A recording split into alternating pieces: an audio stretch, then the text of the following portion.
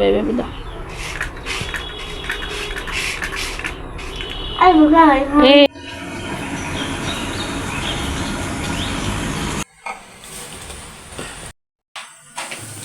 thả đồ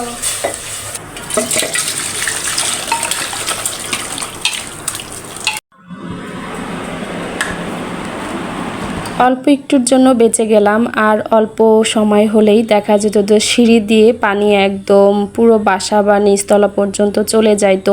রাতে এই পরিমাণে বৃষ্টি হয়েছে, সকালবেলা উঠে দেখি ছাদে কিন্তু প্রচুর পরিমাণে পানি জমেছে। তো আমি ঘুম থেকে উঠে আগে ছাদে চলে আসলাম। হ্যালো এভরিওয়ান, আসসালামু আলাইকুম, welcome back to my new another blog মাসপি জলডান ব্লগ থেকে। মাসপির মম বলতেছি। কি অবস্থা সবার, কেমন আছেন সবাই? আই হোপ যে যেখানে আছেন ভালো আছেন, সুস্থ আছেন। ব্লগটা শুরু করেছি খুব সকাল থেকে। খুব সকালবেলা ঘুম থেকে উঠেই দেখেন ছাদে চলে এসেছি। ইদানিং এত বৃষ্টি হচ্ছে, প্রতিদিন ছাদের পানি আটকে যাচ্ছে। পানি আটকানোর একটাই কারণ, ছাকনার ওখানে গাছের পাতা পড়ে যাচ্ছে। পাতাগুলো দেখা যায় রাতে সরিয়ে না দিলে ওগুলো পানি জমে যায়। অল্প কিছুক্ষণ হলেই একদম সিঁড়ি দিয়ে পানিগুলো পড়ে যেত। দেখেন কি পরিমাণে পানি জমেছে। পানি জমছে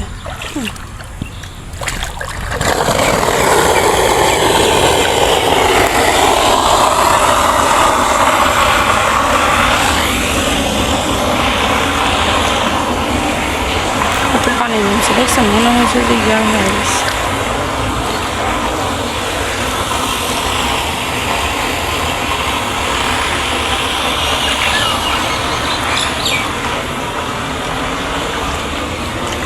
তো আমি এখানে সবগুলা ছাকনা পরিষ্কার করে দিলাম। পানিগুলা একদম পাইপ দিয়ে নিচে ড্রেন দিয়ে চলে যাবে।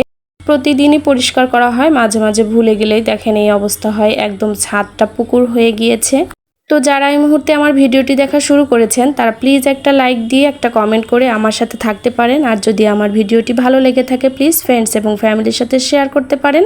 যারা আজকে নতুন এবং প্রথম আমার চ্যানেলটি ভিজিট করেছেন, আমার ভিডিওর কোনো অংশ ভালো লাগলে চ্যানেলটা সাবস্ক্রাইব করে দিয়ে পাশে থেকে যেতে পারেন। যারা যারা এই কাজটি করে রেখেছেন তাদেরকে জানাচ্ছি অসংখ্য অসংখ্য ধন্যবাদ। তো এখানে আমাকে দেখে এই যে রুমি চলে এসেছে, ওর খুব ক্ষুধা লেগেছে। ওকে এখন আমি কিছু পরিমাণে ঘাস দিব খাইতে। আর অবশ্যই বেল আইকনটি বাজিয়ে রাখবেন, তাহলে সবার আগে নোটিফিকেশন পেয়ে যাবেন। আপনি আপনার সময় এবং সুযোগ মতো ভিডিওটি দেখে নিতে পারবেন যদি আমার ভিডিও দেখতে আপনি পছন্দ করেন। চারপাশে বৃষ্টি হয়ে দেখেন গাছগুলো একদম সবুজ হয়ে গেছে। সারা রাত বৃষ্টি হয়েছে, কি অবস্থা এখন পর্যন্ত আকাশটা একদম অন্ধকার অন্ধকার। তো আজকে চিন্তা করেছি এত বৃষ্টির মধ্যে আর বাচ্চাকে নিয়ে আজকে স্কুলে যাব না।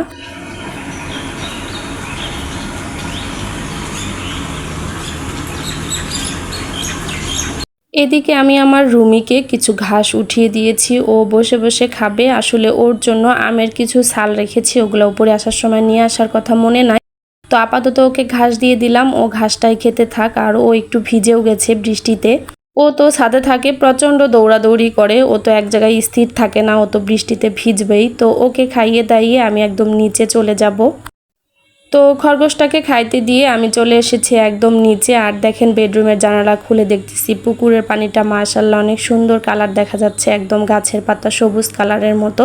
গাছের চারপাশে গাছ আছে তো যার জন্য পানিটাও একদম সবুজ দেখা যাচ্ছে। আর প্রচণ্ড বৃষ্টি হওয়ার কারণে পুকুরটা পুরোটাই ভরে গেছে। আমার জানালার পিছন পাশের এই সাইডটা মাশাআল্লাহ খুব ভালো লাগে, বিশাল বড় কৃষ্ণচূড়ার গাছ। আর এই পুকুরটার জন্য এই রুমটাই অনেক ভালো লাগে আমার। আর একদম এই পুকুরের পানির যে ঠান্ডা হাওয়াটা, পানির জন্য যে ঠান্ডা হাওয়াটা হয় ওইটা কিন্তু একদম সন্ধ্যার পর থেকে রুমে চলে আসে। রুমটা প্রচুর পরিমাণে ঠান্ডা থাকে। তো বৃষ্টি দেখলেই তো হবে না, কাজ করতে হবে। তো আগের দিন রাতের একটু মুগ ডাল রান্না করা ছিল, আর আমার খুব বেশি পরিমাণে বৃষ্টির দিনে লুচি খেতে ইচ্ছে করেছে, তো লুচি রান্না করে নিলাম। আর দেখেন আমার ছেলে এই রান্নাঘরেই এসে সে লেখালেখি শুরু করে দিয়েছে। তাকে বলেছি আজকে স্কুলে যাব না, তো সে কিন্তু স্কুলে যাবে না দেখে বাসায় তার সব কাজ লেখা সব কিছু কমপ্লিট করতেছে। সবাই ঘুম থেকে উঠে গেছি, ফ্রেশ হয়ে একদম লুচি আম আর হচ্ছে মুগ ডাল দিয়ে নাস্তা করে নিব। তো এখানে এগুলো রেখে আমি এখন কিছু আম নিয়ে যাব। আমগুলা তো প্রচুর পেকে যাচ্ছে, এগুলা কেটে কেটে খেয়ে শেষ করতে হবে। তো কিছু আম আমি বেছে নিয়ে যাচ্ছি, এখন এগুলা কেটে তারপরে আমরা সবাই একসাথে নাস্তা করে নিব।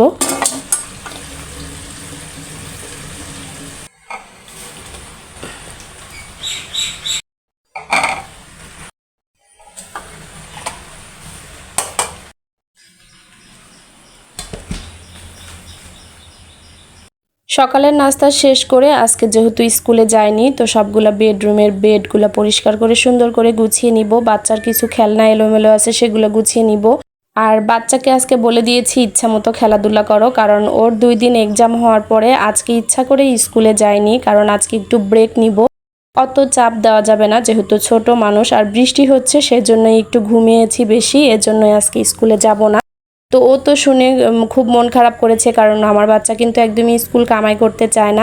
তো এদিকে আপনাদের সাথে কথা বলতে বলতে আমি বেডরুমটা গুছিয়ে নিয়েছি, আর কিছু পরিমাণে কাপড় ধুয়ে রেখেছিলাম আগের দিন, তো সেগুলো শুকিয়ে গিয়েছে, সেগুলো আমি এখন আস্তে আস্তে ভাঁজ করে নিব। তো এখানে এই দেখেন গাঁটটি কাপড় জড়ো করে ফেলেছি, এগুলো আস্তে আস্তে আমি এখন ভাঁজ করে নিব। আর এগুলো ভাঁজ করার পরে ছেলে বায়না করেছে, ছেলের কাছে আমার খেলাধুলা করতে হবে, কারণ ওর বাবা গেছে অফিসে, ওর সাথে খেলা করার কেউ নাই। স্কুলে থাকলে তো ওর ফ্রেন্ড ছিল, ও আমাকে অনেক রকমের গল্প শোনালো।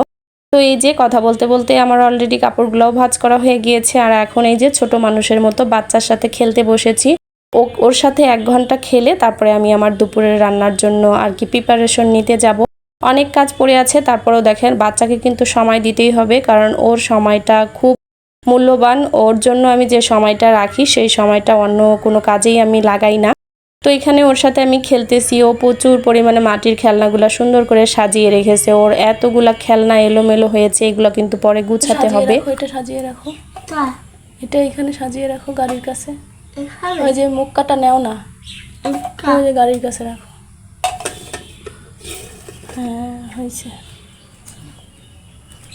তো বাচ্চাকে সময় দেওয়ার পর আমি হচ্ছে বেডরুম গুছানোর পর ডাইনিংয়ে চলে এসেছি। ডাইনিংটা সুন্দরভাবে মুছে গুছিয়ে রেখে রুম টুম পুরা ক্লিন করে তারপরে একদম রান্নাঘরে ঢুকবো। আর আজকে চাচি এসেছে, চাচি আদা রসুন এগুলো সব কিছু ছিলে দিচ্ছে। আমার অনেক দিন হলোই মশলা বাটা নাই, বাটা মশলা শেষ হয়ে গিয়েছে। তো টেবিলটা গুছিয়ে তারপরে হচ্ছে মশলাগুলো ব্লেন্ড করে নিব। কিছু মশলা আছে ওগুলো আমি চাচির দ্বারা পাটাতে পিষিয়ে নিব, কারণ পাটায় মশলা পিষে রান্না বান্না করলে খুব ভালো লাগে। আর আজকে যেহেতু বৃষ্টির দিন তাই চিন্তা করেছি আজকে হচ্ছে খিচুড়ি রান্না করব, গরুর মাংস রান্না করব, পটল ভাজি করব, একদম ঝরঝরা করে একটা খিচুড়ি।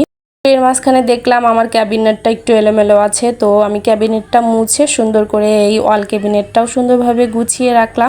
যখনই সময় পাই বাসাতে একটু বেশি বাসার জিনিসগুলো একটু টিপটাপ গুছিয়ে রাখি। আমার কাছে একদমই অগোছালো খুব ভালো লাগে না, খুবই আমি অপছন্দ করি অগোছালো। ছোট বাচ্চা আছে তারপরেও কিন্তু আমি চেষ্টা করি যতটুকু পরিমাণ গুছিয়ে রাখার, গুছিয়ে আলহামদুলিল্লাহ আমি যতটুকু পারি গুছিয়ে রাখি। তো ক্যাবিনেটটা দেখেন আমি একদম ঝকঝকে করে পরিষ্কার করে নিয়েছি।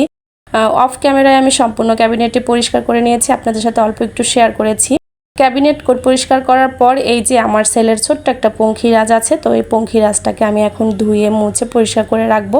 কিছু কাজ শেষ করে বাচ্চাকে নিয়ে বেলকনিতে বসে আবার গল্প করতেছিলাম, কারণ ও একটু পরপরে আমাকে ডাকে, মা গল্প করো, মা খেলো। তো ওর বাবা অফিস থেকে আবার দেখেন পেয়ারা নিয়ে এসেছে, অফিসের গাছগুলোতে অনেক সুন্দর পেয়ারা ধরেছে। তো পেয়ারাগুলো কেটে বিট লবণ দিয়ে আমরা সবাই মিলে একটু খাবো। আর অনেক পেয়ারা আছে, ওগুলো পরে পারতে হবে, যখন পারবো তখন আপনাদের সাথে শেয়ার করব। তো পেয়ারাটা মাশাল্লাহ অনেক মিষ্টি ছিল, আর আমরা বিট নুন দিয়ে সবাই মিলে একসাথে বসে বসে খেয়ে নিলাম। খাওয়া দাওয়া শেষ করে ওই যে আদা রসুন চাচি ছিলে দিয়েছে, তো ওগুলো আমি এখন ব্লেন্ডারে ব্লেন্ড করে নিব। আমি দেখা যায় একদম 7 দিন বা 14 দিনের মশলাটা করে রাখি, কারণ খুব বেশি দিন ফ্রিজে মশলা রেখে তরকারি রান্না করাটা আমার খুব ভালো লাগে না, একদমই মজা লাগে না তরকারিটা। এই জন্যই আমি কিন্তু অল্প পরিমাণে মশলা ব্লেন্ড করে রাখি। মাঝে মাঝে দেখা যায় যখন রান্না বসাবো তখন পাটায় পিষেও কিন্তু আমি মশলাটা বানিয়ে তারপরে হচ্ছে তরকারিটা রান্না করি।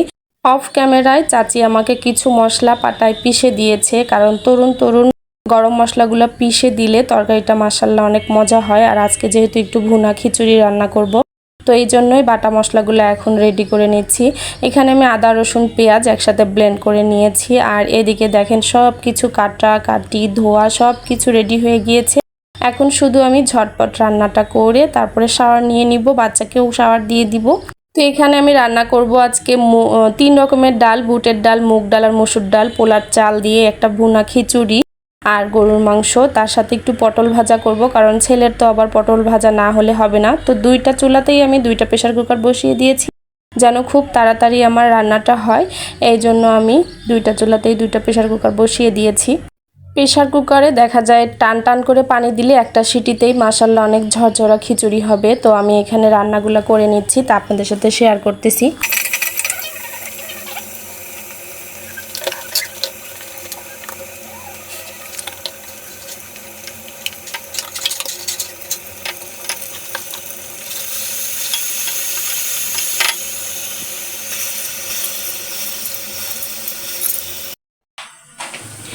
ভালো মিষ্টি খেতে পারি। বের করো, বাবাকে বলো বের করে দিতে, একা বের করো না।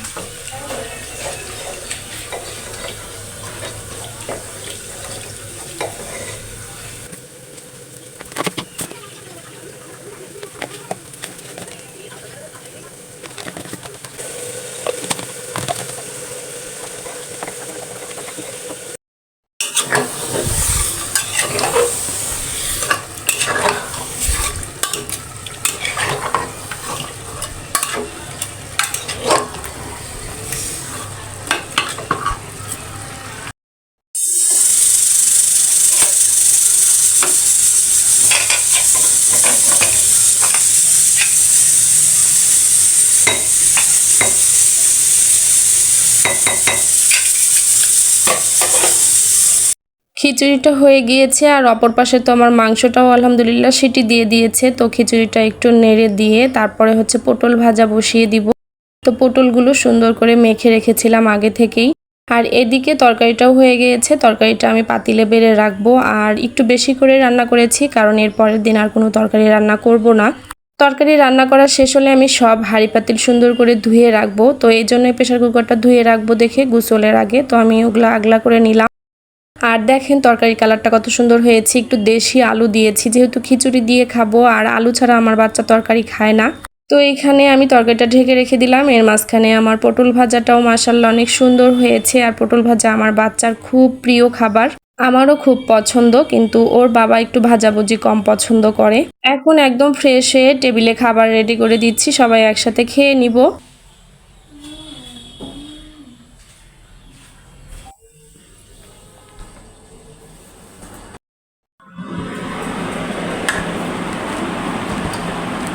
পটল ভাজা, খিচুড়ি আর মাংস, এগুলো দিয়ে দুপুরে সবাই খেয়ে নেবে।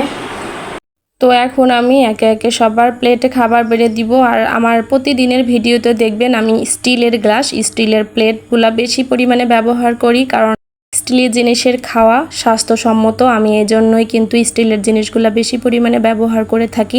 আমার বাসার প্রত্যেকটা সদস্যর জন্য স্টিলের প্লেট রেডি করা আছে। আর কাচের প্লেট আছে, ওগুলো মেহমান বা কোনো অকেশনে ইউজ করা হয়, কিন্তু আমরা রেগুলার সবসময় এই যে স্টিলের প্লেটে বা স্টিলের গ্লাসেই আমরা খেয়ে থাকি। কাঁসা বা পিতলের গ্লাসও আছে, প্লেটও আছে, ওটা একটু ভারী দেখে স্টিল ব্যবহার করা হয়। আর দেখেন বাচ্চা মাশাআল্লাহ একা একাই খেয়ে নিচ্ছে। খাওয়া দাওয়া শেষ করে রেস্ট করার পর বিকেলবেলা আমি একটু গাছে পানি দিচ্ছিলাম। আর আমার ছেলে তো এসে হাজির, কারণ ও নাকি আমার সাথে গাছে পানি দিবে। আমার আজকের ভিডিওটা আপনাদের কাছে কেমন লেগেছে, ভিডিওটা লাইক দিয়ে প্লিজ কন্টিনিউ করবেন। আমি সবার ভিডিও লাইক দিয়ে পুরো ভিডিওটা ওয়াচ করে দিই ইনশাল্লাহ। ভিডিওটি বেশি ভালো লাগলে ফ্রেন্ডস এবং ফ্যামিলির সাথে শেয়ার করতে পারেন। আর দেখা হয়ে যাবে নেক্সট ভিডিওতে। ততক্ষণ পর্যন্ত সবাই ভালো থাকবেন, সুস্থ থাকবেন, আর আমাদের জন্য বেশি বেশি করে দোয়া রাখবেন। আমরাও আপনাদের জন্য বেশি বেশি করে দোয়া রাখি আল্লাহ তাআলার কাছে। তো আজকের মতো বিদায় নিয়ে নিচ্ছি। আল্লাহ হাফিজ সবাইকে। আসসালামু আলাইকুম। দাও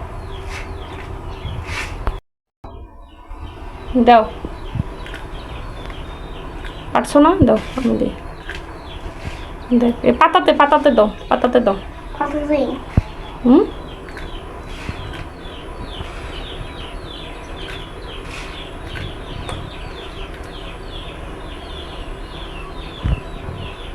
দাও, হচ্ছে এই যে এইভাবে দিতে হয়। এই দেখো, এই যে নাও, ধরো আমার হাত ধরো, আমার হাত ধরো, এইভাবে এইভাবে দাও। এইভাবে এইভাবে এইভাবে।